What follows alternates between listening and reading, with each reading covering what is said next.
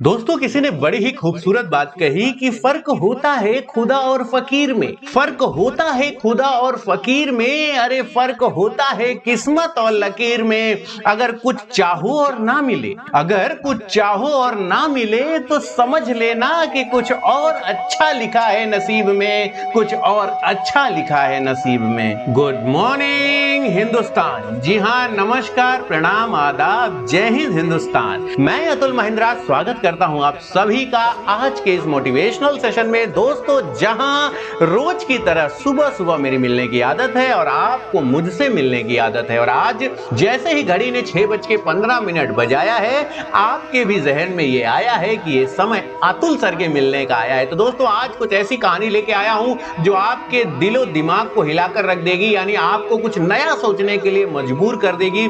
तो आइए देखते हैं कि आखिर आज ऐसी कौन सी कहानी है जो आज अतुल सर आपके लिए लेके आए हैं। तो बिल्कुल देर नहीं करते हैं, शुरुआत करते हैं आज की कहानी की जो सिर्फ आपके लिए है। दोस्तों, अरावली के पहाड़ों के बीच एक सुंदर गांव बसा हुआ था। वहां लोग अपने मेहनत के द्वारा ही अन्न की उपज करके अपना जीवन निर्वाह करते हैं। पशुपालन और कृषि उनके जीवन का अभिन्न अंग है। वह मनोरंजन के लिए ताश खेलते हैं, मुर्गियों का युद्ध कराते हैं और महिलाएं टोकरी बनाना, जूड़ा बनाना आदि छोटे छोटे लघु उद्योग का कार्य करती हैं।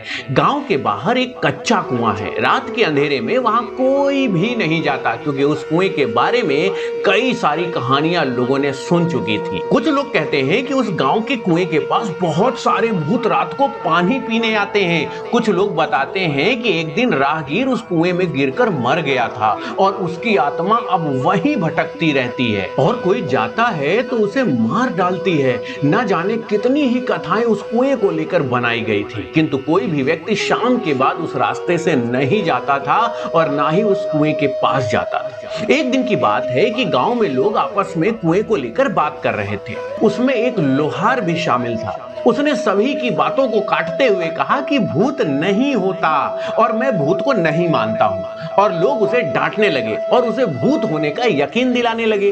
किंतु लोहार डटकर उनका सामना करने लगा और कहने लगा कि भूत नहीं होता है। मैं उस कुएं के पास जाकर सबको साबित करके दिखाऊंगा कि भूत जैसी चीज कुछ नहीं होती है। लोहार रात को उस कुएं के पास जाने के लिए तैयार हुआ। उसने अपने हाथ में एक कुल्हाड़ी भी ले ली। वह कुएं की ओर चल पड़ा। रात बीत गई लेकिन लोहार कभी नहीं आया। सवेरे उसका मृत शरीर कुएं में मिला। इसके बाद से तो भूत का डर पूरे गांव में लहर की तरह दौड़ गया।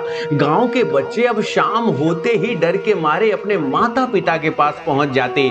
एक समय की बात है कि एक फौजी अपने घर छुट्टी पर आया हुआ था। वह अपने बेटे को कहने लगा कि गांव के बाहर एक उनका मित्र रहता है, उसके यहाँ जाकर एक टोकरी ले आओ, सुबह हमें खेती के लिए जाना है। इस पर फौजी का बेटा अमृत डर से वहां जाने के लिए मना कर दिया। फौजी ने उसके डर का कारण जाना तो समझ में आया कि गांव में भूतों का भय है, जिसके कारण पूरा गांव रात के अंधेरे में बाहर ही नहीं निकलता।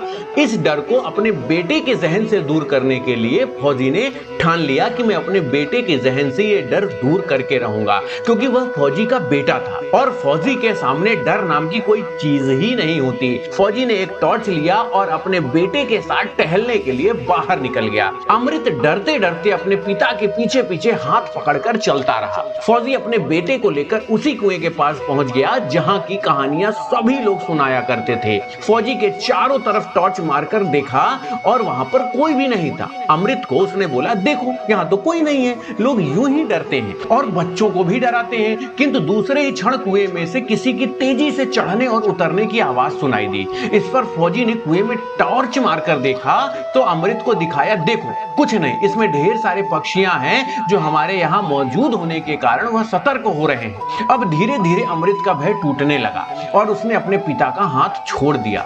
अमृत निडर होकर वहां घूमने लगा। उस दिन के बाद से अमृत का डर ही खत्म हो गया था। वह रात को भी उस कुएं के पास चला जाया करता था। धीरे धीरे उसके गांव से उस भूत का भय भी खत्म हो गया। अब गांव वालों के सामने भूत केवल एक कहानी मात्र ही रह गया था। तो दोस्तों, डर हमारे केवल मन में होता है। अगर हम किसी भी चीज से डरना बंद कर देंगे, वो किसी भी बात को लेकर हमारे अंदर का डर है जो हमें हमेशा डराता रहता है। अगर हमने एक बार भी उस फौजी की तरह हिम्मत कर ली होती तो इतने साल का डर कभी का खत्म हो गया होता और जीवन में एक नई दिशा को भी हम प्राप्त कर चुके होते। तो आइए हम प्रण करते हैं कि हमारे जीवन में जो भी डर है, जैसा भी डर है, उस डर को हम दूर करेंगे और एक नया हुनर, नया सलीका, नया तरीका और नई नई काबिलियत सीखेंगे जिससे हम उस डर को दूर करें और जीवन में एक सफल व्यक्ति बने। क्योंकि हर इंसान सारी गलती अकेले इस जीवन में नहीं कर सकता, इसलिए दूसरों की गलतियों से सीखना चाहिए। अपना जीवन और बेहतर बनाइए, जीवन में और आगे बढ़िए और नए नए तरीके, नए नए हुनर को सदैव सीखते रहिए। यही मैं आपसे कहना चाहूंगा। अगर दोस्तों आपके पास भी ऐसी कोई कहानी है, ऐसी कोई स्टोरी है जो दूसरों के जीवन को और भी ज्यादा उत्साहित कर सकती है, उन्हें प्रगति की ओर अग्रसित कर सकती है, तो मैं आपसे चाहूंगा कि आप उस कहानी को मेरे टेलीग्राम चैनल मोटिवेशनल गुरु अतुल सर पर सेंड करें। मैं आपका नाम, आपकी फोटो लेकर पूरे हिंदुस्तान को बताऊंगा कि ये कहानी इन्होंने दी है। और हो सकता है आपकी कहानी अगर किसी की जिंदगी में बदलाव ले आए तो दोस्तों इससे बड़ा पुण्य ना कभी हुआ है और ना कभी होगा। तो आशा करता हूं कि आज की कहानी आपको बहुत अच्छी लगी होगी। इसी तरीके से आप मस्त रहें, खुश रहें, सलामत रहें, जीवन में आगे बढ़ते रहें और जिस भी चीज पे हाथ रख दें उस चीज को आप सोना बना दे, ऐसा ईश्वर आपको काबिलियत दे। तो thank you so much for your love, support and respect. Always be happy and enjoy every moment of your life. Thanks a lot. Thank you so much.